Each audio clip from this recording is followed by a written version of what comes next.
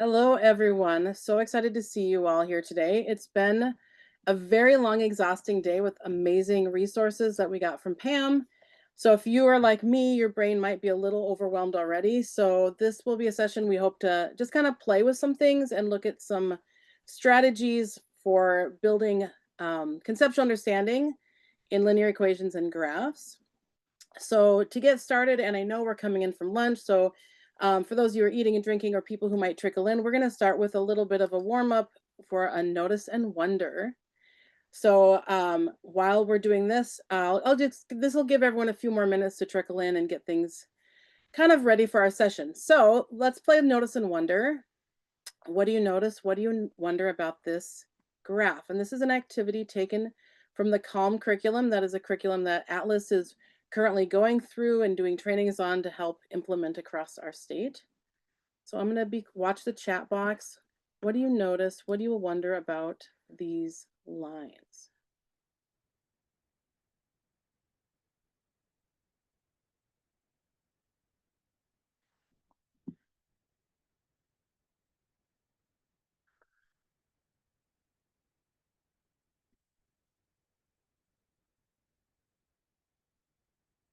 It looks like we got a few more people joining, so welcome again. Excited to have you guys here. So I see a notice from Lauren about the lines are all linear and wondering how they're linked beyond that. So yeah, that's a great notice that they're all straight lines. Um,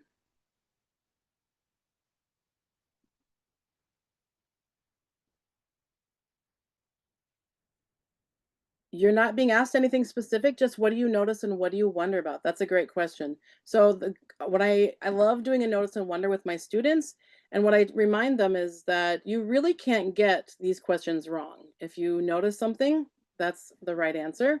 If you wonder something, that's also the right answer. So you see that some of them are overlapping, creating triangles. Some of the lines go up and down, up from left and right. Some are going down from the left, up from the left to the right and going down from left to right. I like how, Mark, you mentioned that left to right, which is a really big part about reading graphs, is that we want to read from left to right. And some are intersecting. And I think we're looking at just a lot of chaos, basically, is what we're looking at, right? Wondering at some of the areas that are shaped by the lines. Only one line has a negative y-intercept. Interesting. And so there's a mathy term. An intercept is a fancy word that might mean what? What does that mean? And Justine, you mentioned the y-intercept, the negative y-intercept. What is that referring to?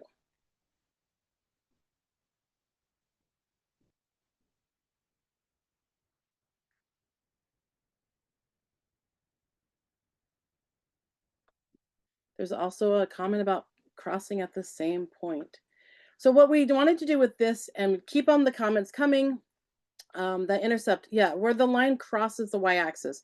So we're already like noticing a lot of things, and there's a lot of mathy terms coming in that may be new or familiar to people. So this session today is meant to just kind of, let's start looking at these things from a different perspective and try to make sense of them. So since I didn't do an introduction yet, my name is Rebecca Strom. I've been teaching in adult education for I think 18-ish years now, and I also teach at the community college, the developmental education math.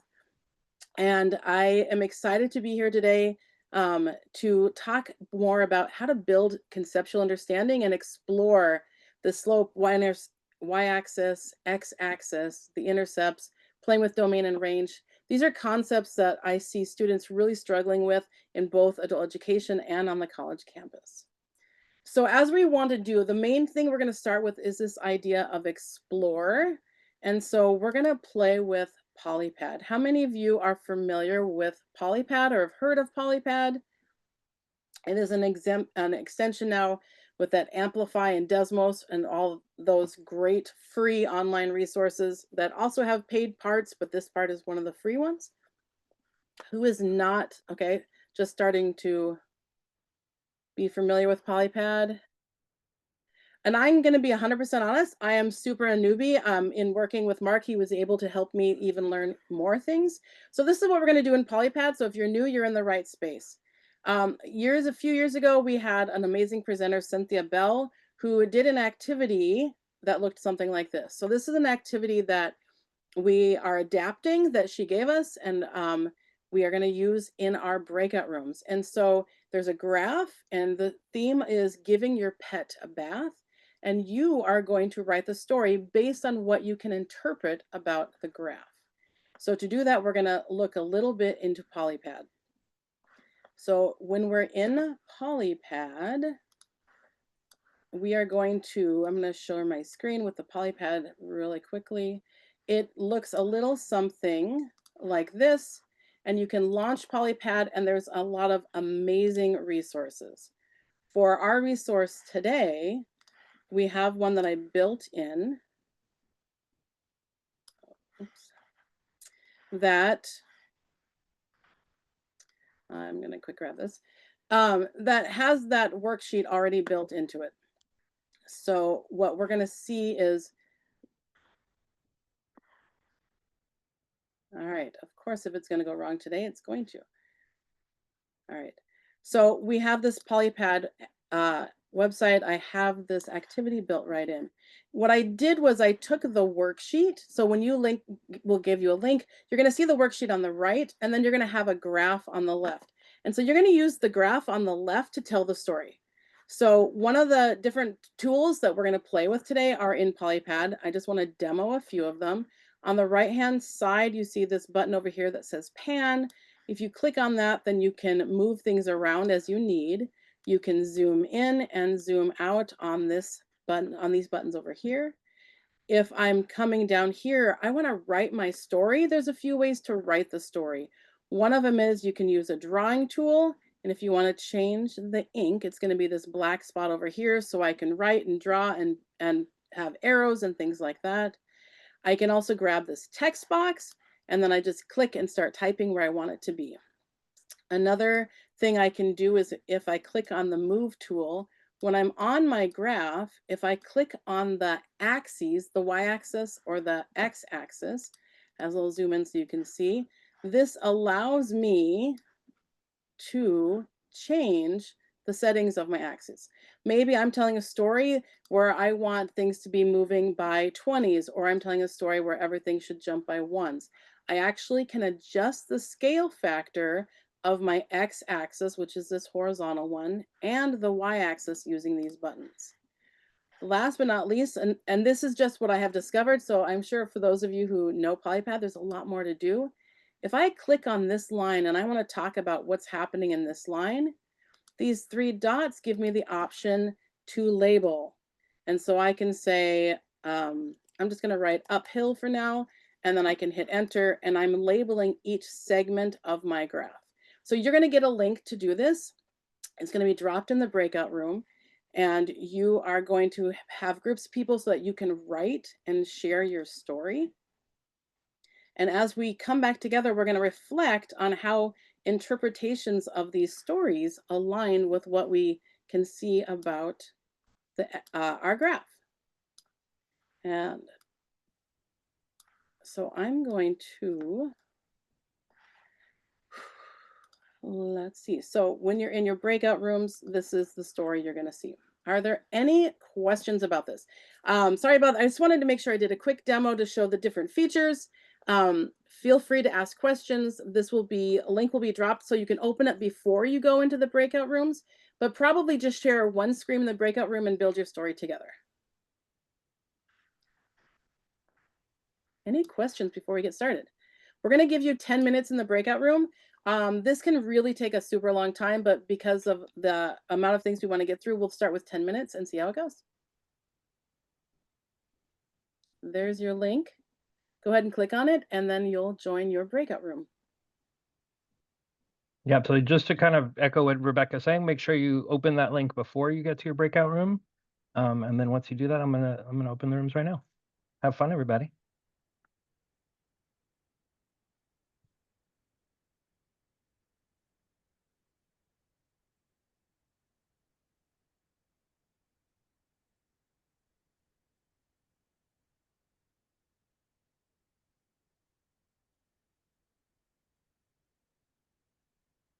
Did you pause recording? Yes. Welcome back. I know some of you had issues with Zoom, which is always a frustrating experience, so I apologize for that. How did it go for those of you who were successful in being able to share your screen or write a story? Let's kind of talk about our story together. What was the first? Rebecca, Yes. how could we were kind of hung up on how could we share the polypad? We each had clicked on it and we each had a copy, but we didn't seem to have a copy that we could all work on together. Yeah, and that may have been a setting in Zoom that just didn't quite, if the settings had been set so somebody could share in the breakout room, but maybe that just didn't work out properly, and I apologize for the frustration on that.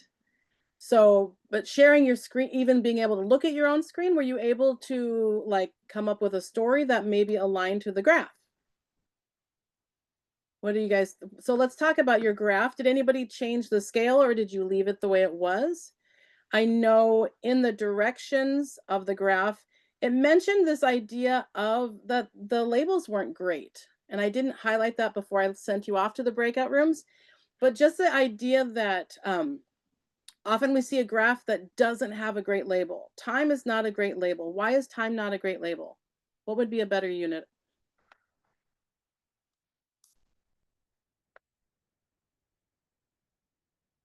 What do you think? Looks like some people had some awesome group activities. That's great. Does anyone have and this is a relatively small group, so if you want to just unmute, you can. Time doesn't have a unit of measurement. Minutes, there we go, would be a great unit of measurement.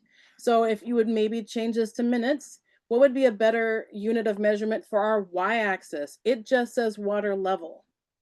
That's not a unit of measurement. That's not something we can connect. What was a better unit of measurement for our y-axis?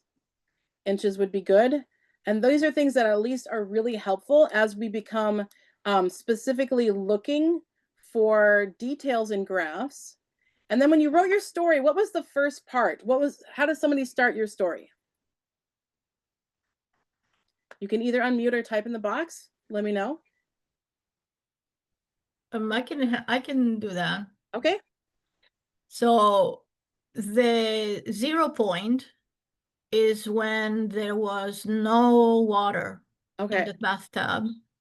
And then we start the water, and it usually, from what I know, it goes slower. So slower than when it goes out. And that's the difference between the slope. This one is it seems to be going slower than this one.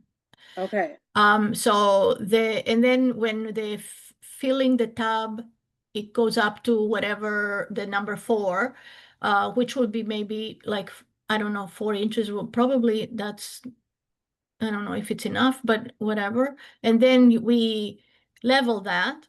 So just one quick second. Yes. And that's where this was really great. I appreciate your story. If you felt like the 4 inches was kind of not enough, we could absolutely adjust our scale to make it more realistic. That was a really cool thing that you could personalize. Thank you for talking about that first part. That was a constant rate, right? 4 inches doesn't feel very realistic, but you made a comment that you noticed right away that the filling in the tub, and you must have figured out this is probably the draining of the tub, they kind of are at different rates. And how did you know that they're at different rates just by looking at this graph? What jumped off the page that says, oh, those are at different rates? It's the one when it goes, the water goes down, it's sharp. Okay. It's more, it's less slopey. I don't know how to say it, but. And that's a thing that's really challenging, right? When we kind of know what we're trying to say, but we don't have the vocabulary or we can't describe it. And that's where that being able to explain your thinking to someone else can really increase our own personal understanding. Thank you for sharing this part of the story. I like how you said the sharpness of it, because that's something we can relate to. The steepness is another way to also describe it's something similar is happening, but one's happening faster and that steepness gives it away. So does someone else want to talk about this flat part here? So I'm going to, just to speed things up, I'm going to use this label and I'm going to mention what you mentioned. This is the draining of the tub. And let's see if we can talk about what we think this is and how we can describe that change. So was there another breakout group that wants to talk about this flat piece here?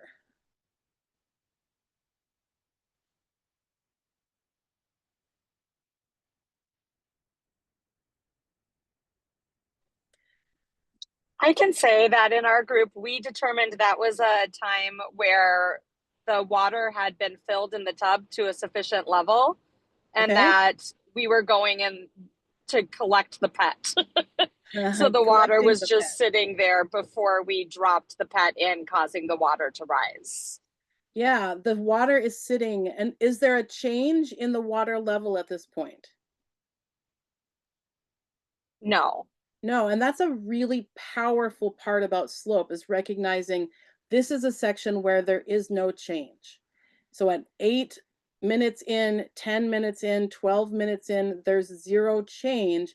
And that's a really powerful thing to notice in a graph, because we tend to get confused about zero and is that even okay to have? But there's no change there. All right, thank you so much for that.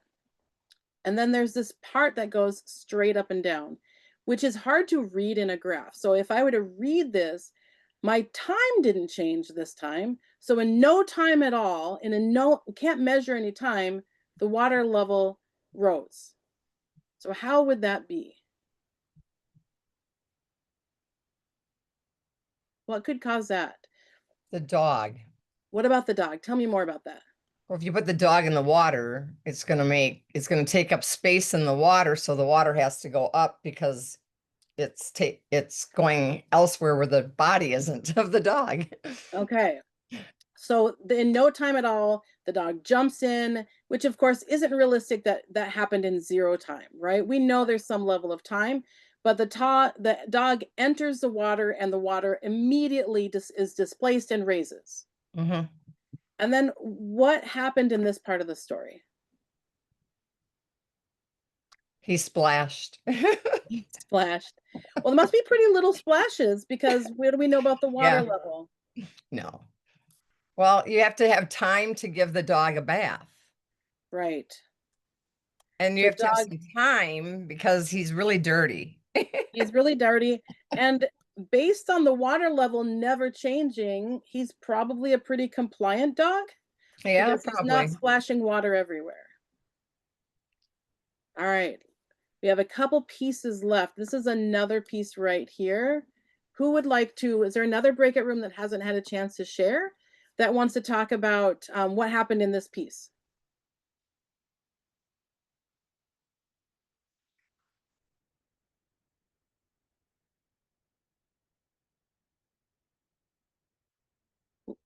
Anyone else? Or someone who already has spoken? So I see the dog jumped out. Yeah, once again, it's not a very realistic situation. Oops. Because it's not measuring time, but the dog has left the tub in no time. The water level has dropped. And then, as someone already mentioned, this is the draining of the tub. And I like how Mark commented that this caused him to think about, hey, it takes 8 minutes to fill 8 inches and 2.5 minutes to drain the 8 inches of water. So he's already like looking at that as a rate problem. So as you created this story, is there anything that struck you as you had to piece together the different parts of the story with the different lines and the different steepness of the lines? Is there anything that cemented or struck you as in a new way of looking at a graph?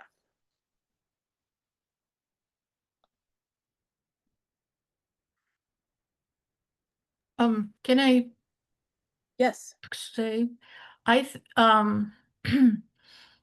a description or an interpretation of something that is seemingly linear, like it happens like in steps.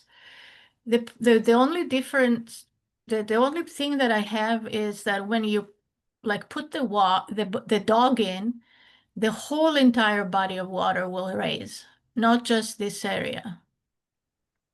So what do you mean by this area? Like where it says to collect the pet, that's water sitting there.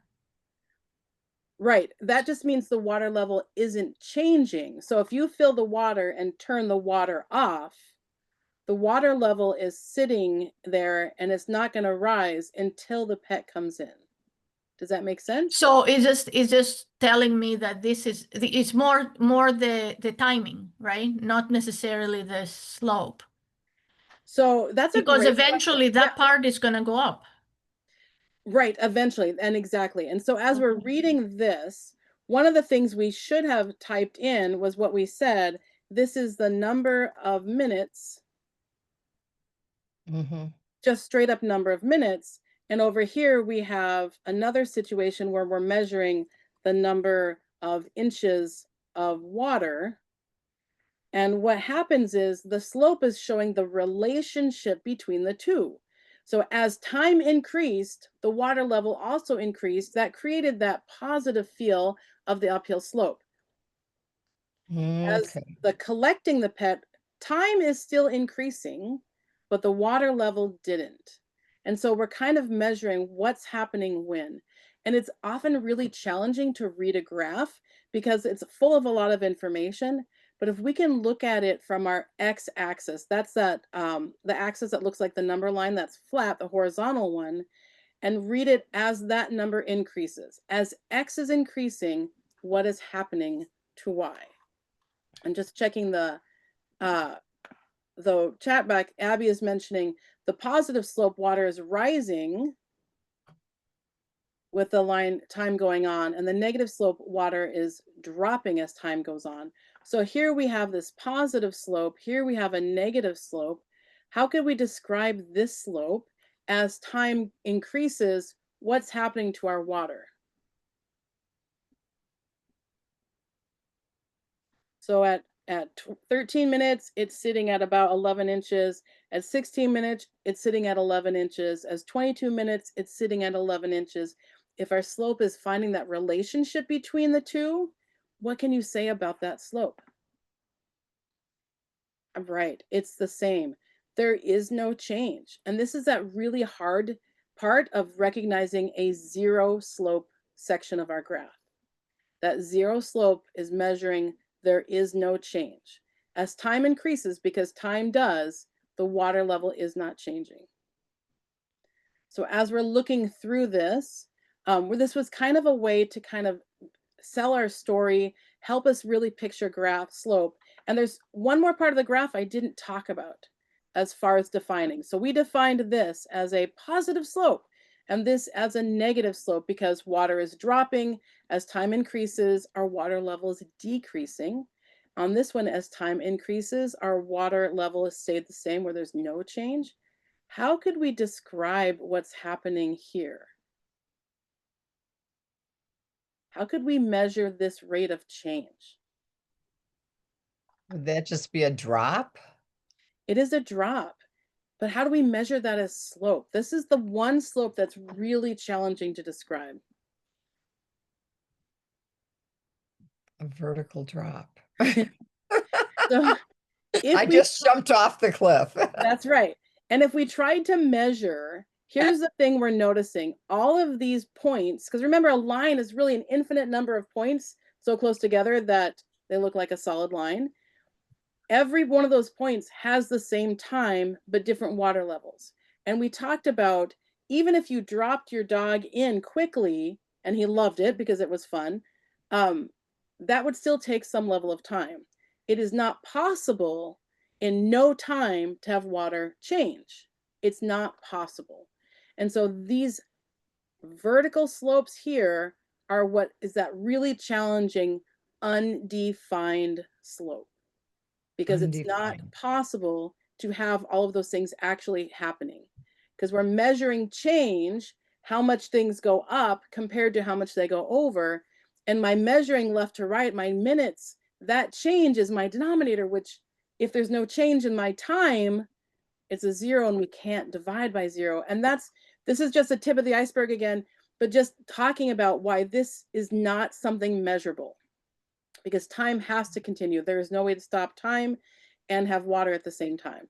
So this was just an activity to really increase like conversation, but I found that there's a lot of things about graphing that's confusing, and slope is really one of them. So I wanted to kind of play with this. I'm just trying to sneak through the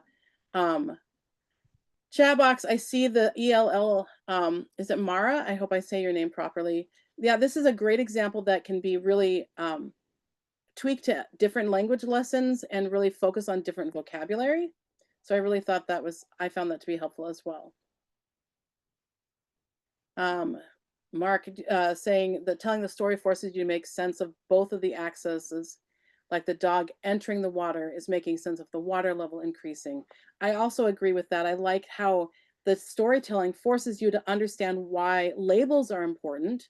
Oftentimes in algebra, we do a lot of equations and we say things like X is people, but it should be the number of people and the number of dollars and the number of inches and the number of minutes. And then this graph is looking at a relationship between the two. So this was just kind of a jump start to think about how we can look at relationships in a way in our graphs that help us make sense. So there's other ways we can kind of play with our stories. And I wanted to peek with another way to explore slope in a meaningful way, and that is using Desmos. So how many of you have used Desmos for linear equations?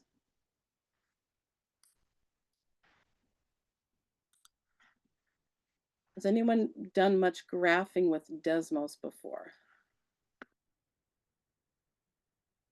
No. Okay. Desmos has been is actually really helpful tool. It's a free link. You're at the end of this, you're going to get a handout with a link to this polypad activity that you can use.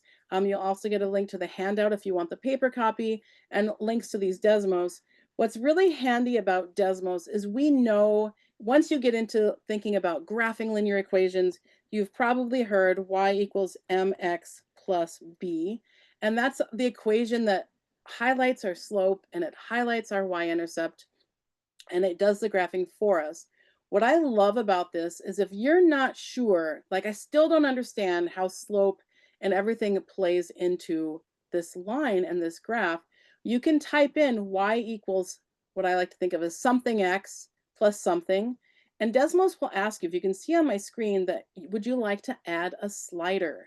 And a slider is something where I'm going to say, yes, please give me some sliders. It's going to say, hey, you get to decide what M is, and you can play to see how that change in M affects your line. So as M increases, what could you see about my graph? What do you notice about my graph? The bigger M gets, what's happening to my graph?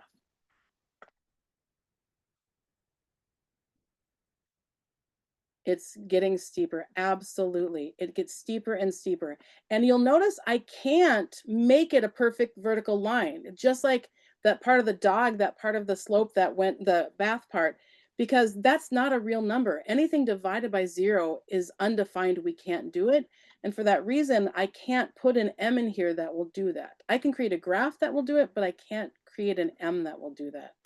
I can come back and look at what happens when I keep getting smaller. I can notice, hey, a fractional slope really is a pretty flat line.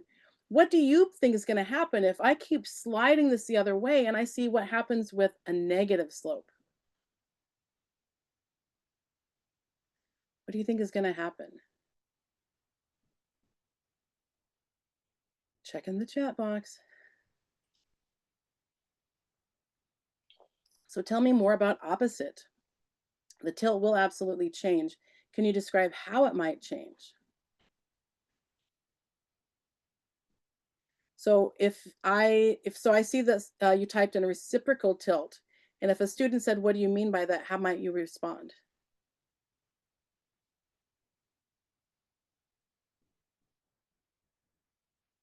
Mirror image, tipping to the negative. Let's test and see what happens. So we have our predictions, we have our love. I love that we can play and predict and then check. So I'm going to see what happens when my slope gets negative. And so as it's going to the negative, it is now officially pointing downhill.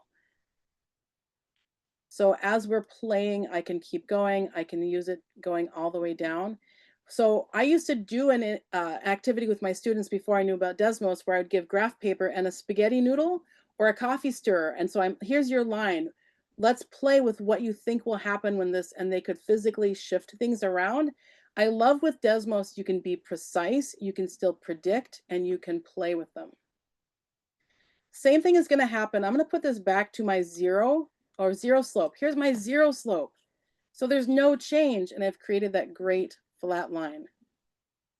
So when I put this back to our 1, which is kind of our benchmark slope, right? Rise over run, up 1 over 1, up 1 over 1. Now, what do you think is going to happen with this B? For some of us, we don't really even remember what the B does. So let's see what happens if I'm not sure what it does and I just want to play with it. So the slope is not changing. That steepness is fixed at this point. What do you think is happening? Can you see a relationship to the letter B and what's happening on my graph? Maybe we can zoom in a little bit to make the numbers easier to see. What do you think is happening?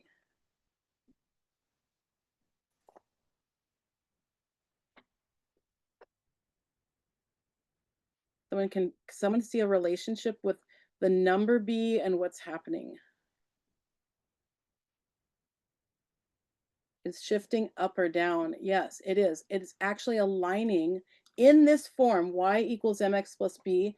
This form, when it aligns, this b tells me where it's crossing my y axis. And this is a great place to interpret. So when we thought about our story with the dog, where did it cross my y axis with our dog story?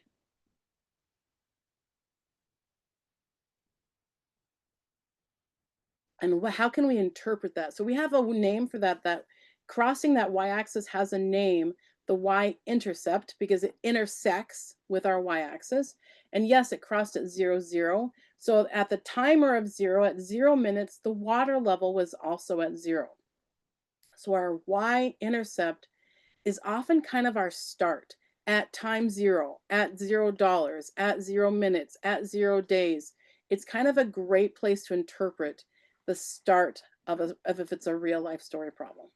So once again, as my B decreases, it's going to go down, down, and of course fall off my graph on this one. Increases, it's going to go up. And so what I love about this option with Desmos is you can predict and play and see how things are, the relationship between the two. So as we're moving forward, looking about how this relationship. So we've got polypads, so we can kind of play with things. You can also graph there and learn how to do things there.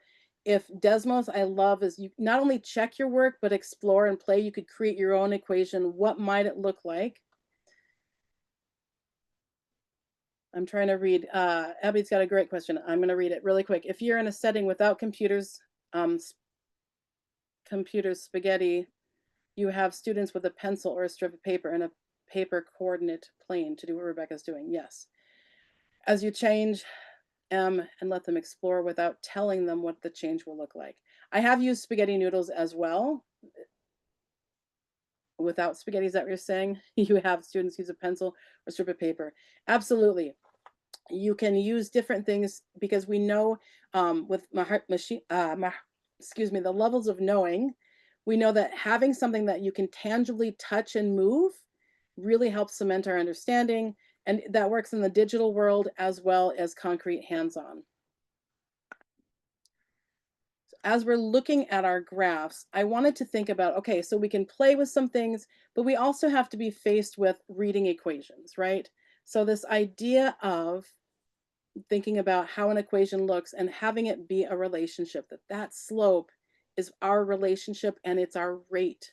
I graphed for years and years and years before I actually had heard the word slope being your rate. I never thought of slope as my rate. It was the number, and it was the number I used to graph, then find the slope. But if we think of it being our rate of change, then we can talk about slope. Every single day we're dealing with slope. Miles per gallon is our slope. Dollars per hour is our slope.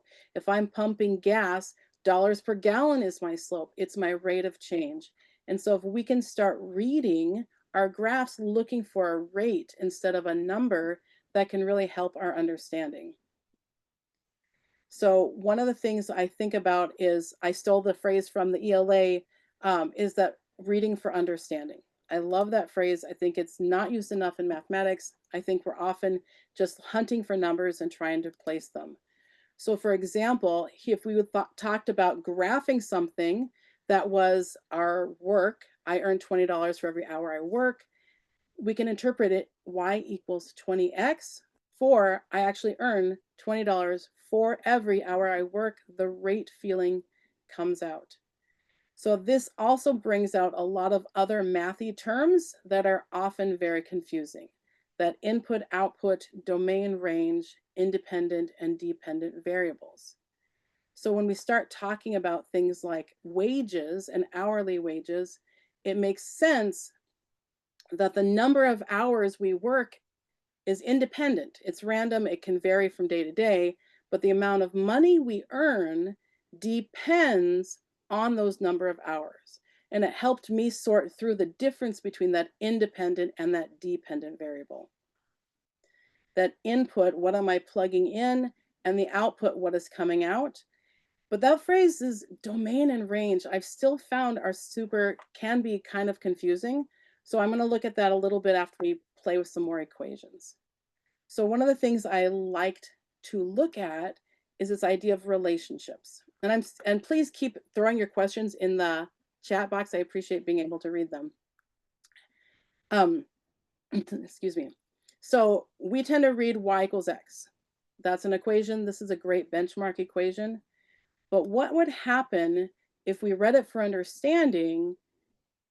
Instead of y equals x, y is always the same as x, or y and x have the same values. And then we're starting to interpret our graphs instead of just plugging in and spitting out numbers. I found this to be a really interesting way to build more connections. And I'll show you an example of when you have those horizontal and vertical lines, it can be pretty confusing.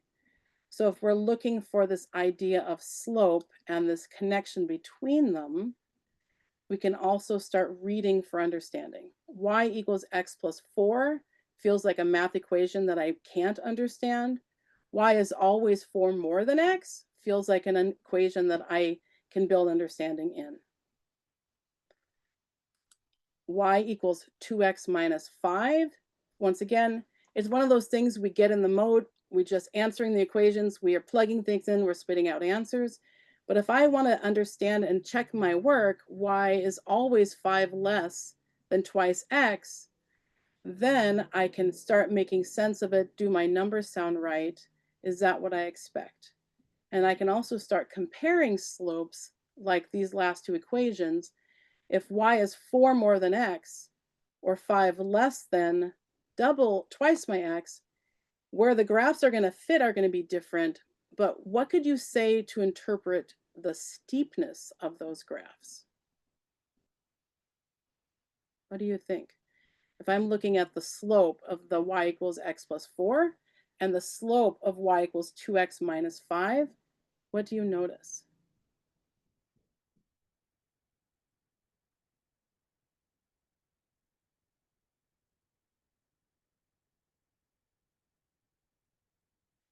What are your thoughts?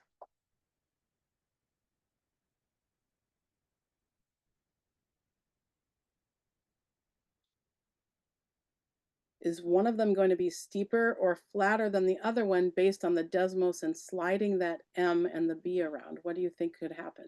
Could we predict a graph?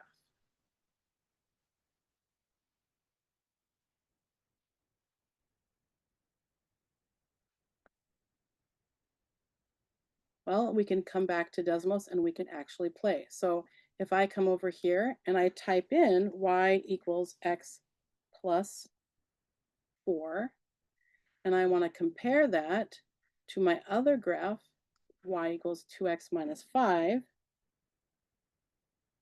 hopefully at this point I will have predicted a slope. One of them will be steeper. I'm reading the chats. One will be lower.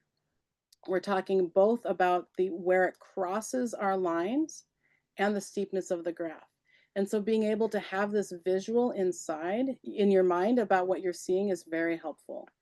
Another really actually handy thing about Desmos is this graph right here. If I click on it and I click on the gear, I can pull up a table and it will show me specifically some ordered pairs on there. So if this is a real life story problem where there isn't a direct line, and Pam mentioned that before, sometimes it's not a linear, sometimes it is ordered pairs, it'll also help highlight some of those. So it's also another really cool feature in Desmos as we're playing and learning.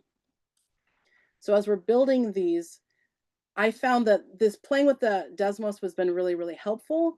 And these are the two graphs that I always really struggled with myself. These linear equation relationships where there wasn't a relationship, there isn't an X and a Y, there's just an X or a Y. So Y equals 4 and X equals 7 was a personal struggle.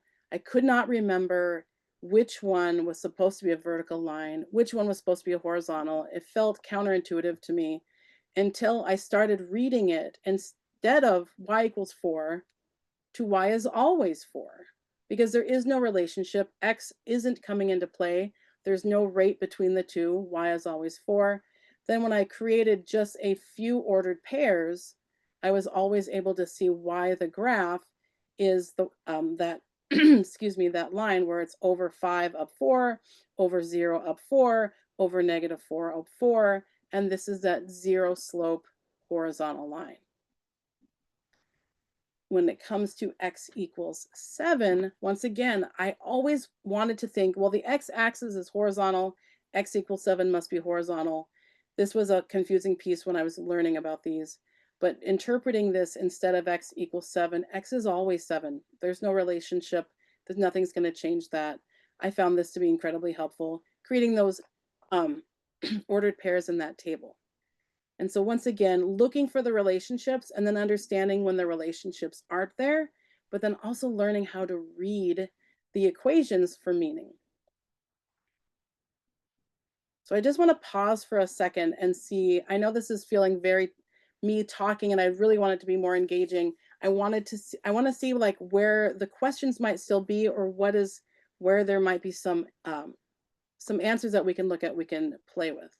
So when it comes to the slope and the y-intercept and these reading for understanding, what questions do you still have? What do you think our students might still be confused about?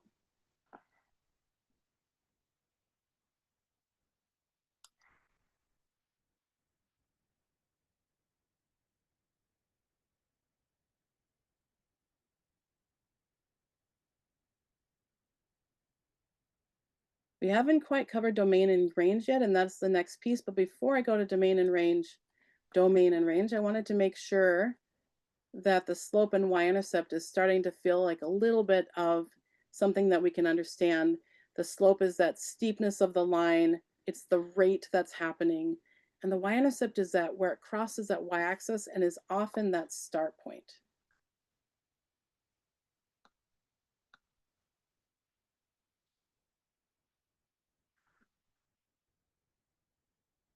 Any questions so far? Okay.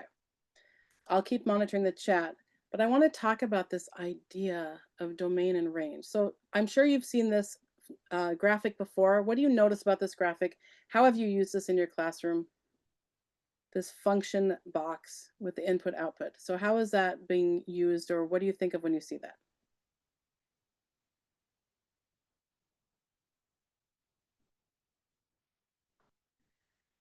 So I'm seeing a comment, the connection of language to mathematics thinking is really helpful. I didn't even know the questions I had until you restated it with the word always.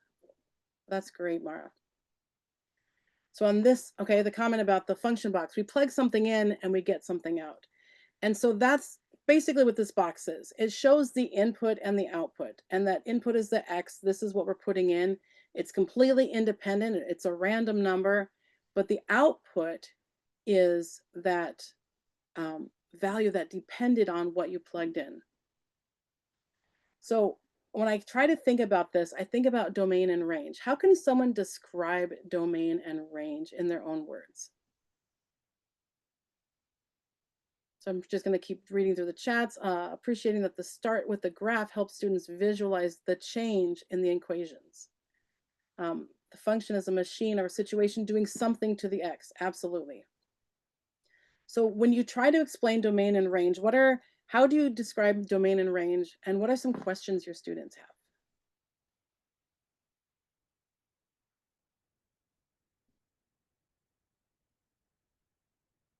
All right, I see domain, the types of things you plug in. Range is the spread of outcomes. Okay.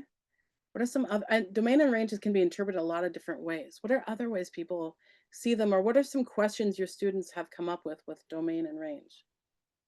I know whenever I give a quiz on domain and range, it is usually a lot of errors are happening with how to represent that and to understand what that means. The ins and the outs, domain and range are different. Yeah, there is a slight difference between what your ins and outs are, input and output. And let's talk about, so this function machine made me think about it. Thanks for pointing that out, Abby. When I think about this function machine, I was trying to think of a way to understand domain and range. And instead of this graphic, it made me think of your standard vending machines. So when we have a vending machine, we input money and an item comes out.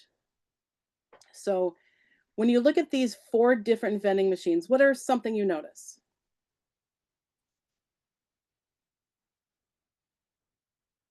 Yes, I agree. Sometimes students very much have a hard time remembering which is X and which is Y, which is the input and the output. It can be a memorized thing, and especially if the equation is not in standard or is in standard form, then it feels pretty arbitrary. Abby, gum is $1. I know. I looked at that and I thought that was pretty funny. But let's talk about this. So these are 4 different functions, right? So I don't know, dry mix was something used to help memorizing. I'm not sure what that is.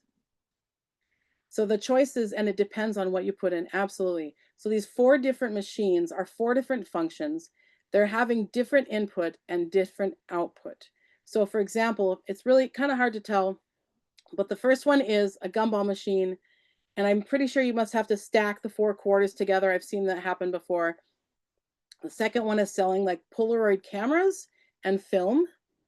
The third one is snacks and treats, and the fourth one is beverages. So they all are 4 very different functions. The input is what I'm allowed to put in, what it will accept without causing problems. And every vending machine is going to be a little bit different. Some only take credit cards nowadays. Some only take quarters. Some of them will take quarters, nickels, and dimes. So when you think about that, that is what your domain is. What are you allowed to plug in without it causing a problem? And sometimes an issue causing a problem might be if I have y equals the square root of x. That's a situation where there are certain numbers I can't plug in there and still have a real result. I can't plug in a -4 because I want to take the square root of a positive number to get a real number. So our domain is actually talking about what am I allowed to put in there to still have real answers. And then the output, our range, is once I'm careful to put the right numbers in, what types of answers come out. And so as we're looking at this, the camera one, I mean, I'm probably looking not at quarters and nickels and dimes, but credit cards and maybe paper bills. That's a very different domain than maybe the vending machine on the right with the Coke, where looks like I can use both paper, coins, and a credit card. So what can I put in without it causing a problem? As I'm looking at these, then the range is going to be thinking about, okay, so each one of these is going to have a different output, right? So I can either only get gumballs or I can only get film or camera. They're all very different. When we learn how to graph straight up with linear equations, y equals mx plus b, it's actually really challenging because the domain and range are all real numbers. And so they're all real numbers for so long that we stop to think that there ever could be something to think about. So it's really helpful to think about what we're able to plug in and what can come out. So as we look through, we've got what we can put in, different money, different choices. We know some coins are very limiting and not allowed. What we push a button to come out will be our output. So that begs the question about what a vending machine might look like that had the negative infinity to positive infinity. And I couldn't really think of an example. I wanted that vision. I had the vision in my mind of Bugs Bunny when he would order Acme stuff and it would just always appear whatever he wanted. But then it made me think of what if we had a vending machine that was connected to Amazon and we pretended that you could get anything you want from Amazon, which is not true. But if we pretended you can pay any way you want and you can order pretty much most things, that would kind of be this idea of a domain and range of all real numbers. So now we've got the idea of a domain, we've got the idea of a range, we've got input and output. What you put in is independent. What comes out depends on how much money you put in. Perhaps we have really expensive candy bars versus cheaper candy bars. So what you get out depends on how much you put in. But I'm going to think about this in one more capacity, the idea of a function. This is also something that's challenging to explain. So how can we use these vending machines to think about the idea of a function?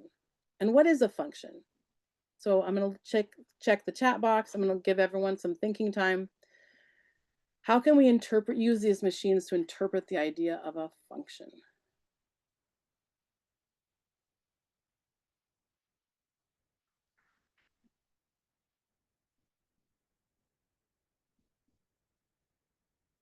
Wait time is really hard in a virtual session, but we're going to work on it.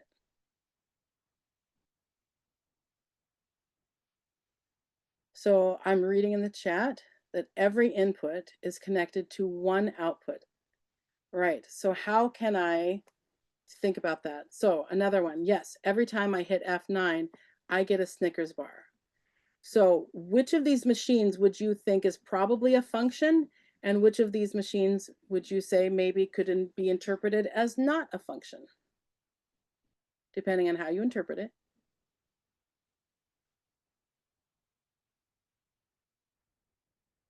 So great question, Abby. We kind of have to think about this in a way. So her question is a snack machine or soda not a function because you put in the same amount but get different outputs? I would argue that you put in the same money, but when you push a button, you know what's going to come out. So my argument would be, for the sake of interpretation, the money is true, but when I push that button to get the Coke, I'm going to hope that a Coke comes out. So this is open for interpretation. This is not a perfect analogy, but it did help me think about, and I started using vending machines in my classes to explain, and this seems to make more sense than this random input-output graphic of a machine. Ah, somebody found my idea. So the gumball machine, let's pretend they're all different flavors, or maybe you don't care and you care about colors. The fact that I can put in $1 and turn the knob and a blue one comes out, and the next time I put in $1 and I turn the knob and a yellow one comes out, would be an example of something that's not a function. Because when I put something in, I don't know what's going to come out. It's not going to be the same thing every time. So as we're looking through, like I said, this is open for conversation. You can have students talk about it. People could argue that maybe the Coke machine isn't because they all cost the same. I'm coming from the expectation if I push a Coke button, then a Coke machine's a bottle's gonna come out every single time. But if I turn the knob for a gumball, I can't control, there isn't consistency in what comes out. So a function is going to have that guarantee of, if I put something in, my X value, whatever Y comes out, that pairing needs to happen every single time I put in that X. So coming back to full circle, thinking about domain and range, let's come back to the idea of giving your pet a bath. What would you say in the scenario would be your domain, and what would you say in the scenario would be your range?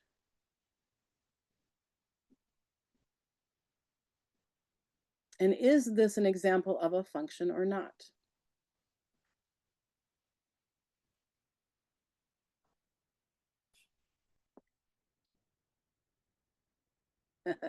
They do all run out of flavor and they taste the same after 4 seconds. But those first 3 seconds are amazing of the gumball.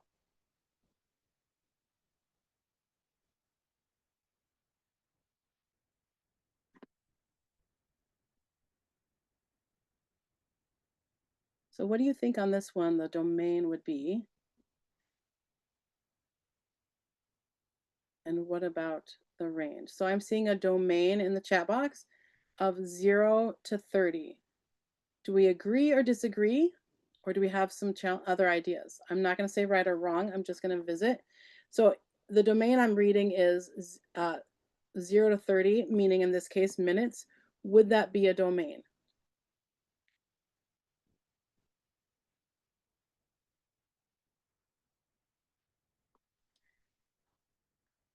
So a question, domain is 0 to infinity, range is infinite. Are we talking about what's possible or what's shown? So I'm going to say if this is a function where this ends, if it's a function, which we haven't talked about, but this graph, what can we plug in and be on the graph?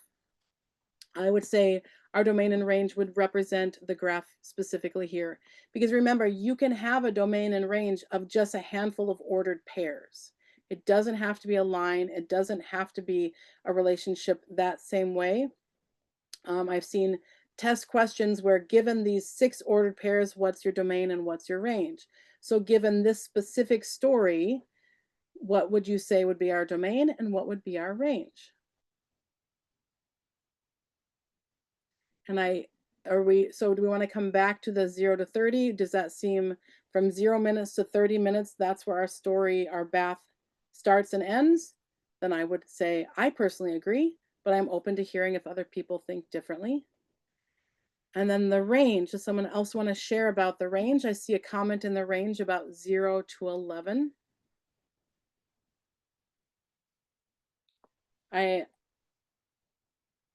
Depending on the specific graph that you put, on this graph, the bath ended at 30 minutes, so I could say the domain would end at 30, because if I plugged in 32 for X, there is no Y value. There is no point to associate that with, if that makes sense for our domain. And the same thing happens with range. On this particular graph, everyone got to pick different scales. So on the graph that I see, I believe it's about 5.5. So the range could be 0 to 5.5. Now I did ask the question about, is this a function? And I've seen some comments coming through, but let's see if we can get some more before I comment yes or no. So thinking about a function being for every X, whatever comes out has to come out every time, that we can't have more than one relationship with that same X value. Let's see if we can get more comments in the chat box about whether this bath range is a function or not. I saw one vote. Let's look for a few more. I see another vote.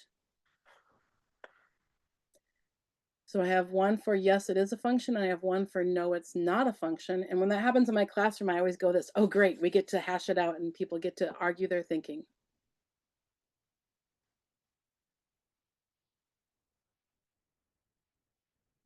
All right, I'm seeing more domains and ranges. I saw a yes function and a no function. So I think we're almost 50-50 with functions.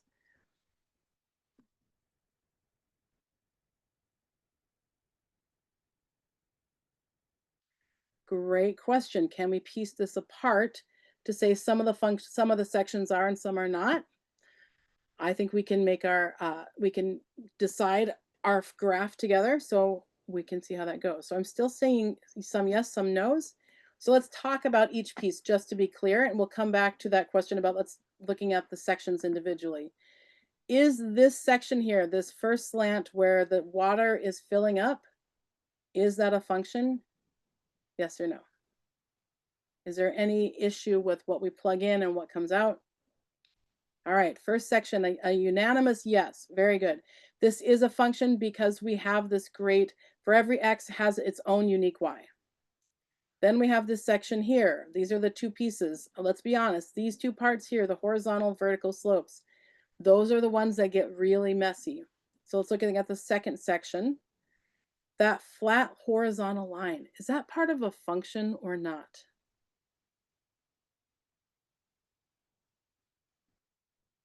All right, I see a yes. It's 4 multiple Coke buttons. So let's test it out.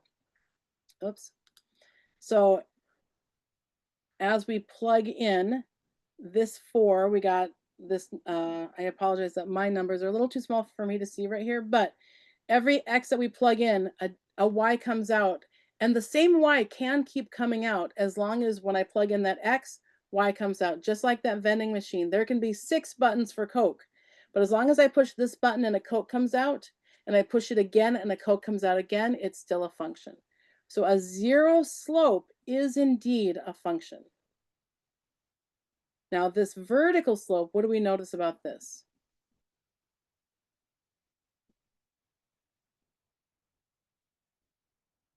If I plug in the number, and I apologize that I can't see very well, it is approximately a little bigger than 12, 12 and a quarter. If I plug in 12 and a quarter on my graph, what Y values come out? I have X at 12 and a quarter and I get a 5. X at 12 and a quarter, I get a 6. X at 12 and a quarter, I get a 5.5. So this is the machine is jammed. This is a problem. This is the gumball part. Every time I turn the knob, I'm getting a different thing and it's different. So these 2 vertical lines are the part that aren't a function because that independent variable X is, when I plug it in, different numbers are coming out every time. So I like the analogy of the machine is jammed. It keeps spitting out different colors. So then we can keep going. And is this piece here a function, that flat line where the dog is very compliantly bathing without splashing water because the water level doesn't even move? Is that part of function or not?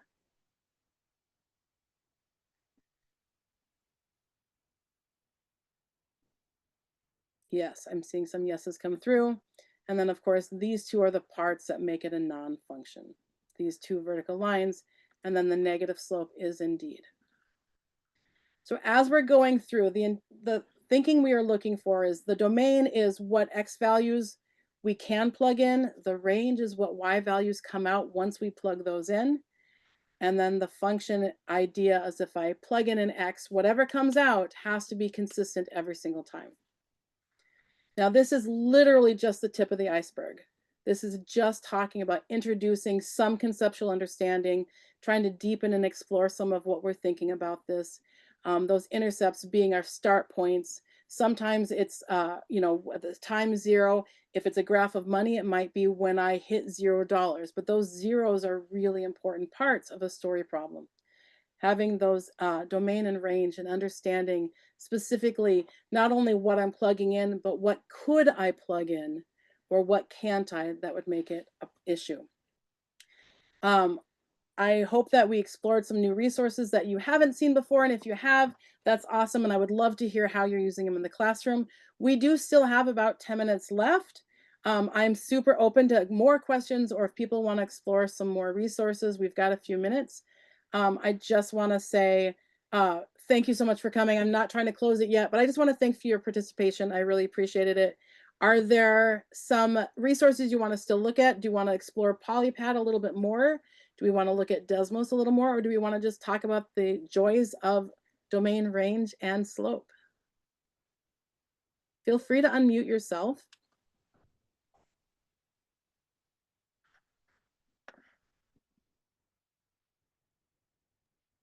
I have a question on the straight line that you were talking, that it's not in that. Can you repeat why exactly do you compare it with a gumball that it's not the? Sure. Because if I put the dog in and it's the same one, the same movement, the same thing is going to come up. Right. The same body of water. So, right. So I'm going to zoom in and see if this helps a little bit. I'm going to come back over to my PolyPad and see if that helps just a little bit. Actually, let me try this. So this undefined slope piece, we're talking about right here, right?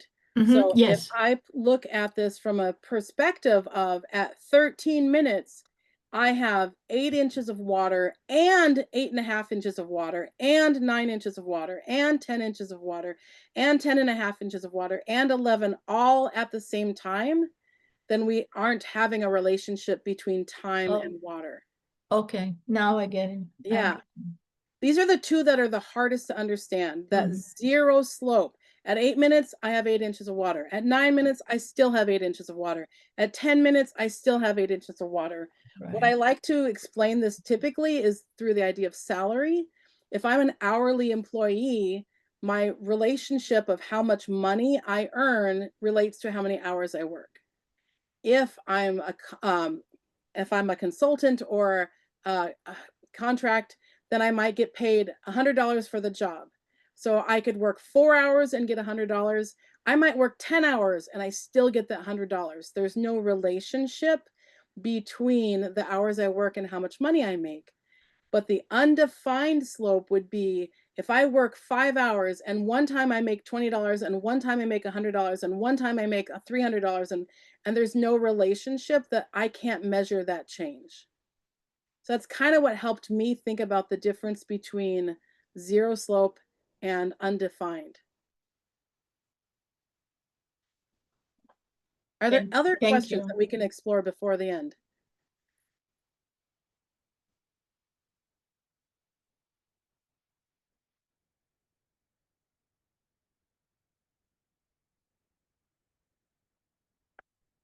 All right. Well, if feel free to stick around for a few minutes. We still have a few minutes left, but we can go ahead and drop in. There's a handout that Mark just dropped, and it does have a copy of the slides. It has a link to this polypad activity.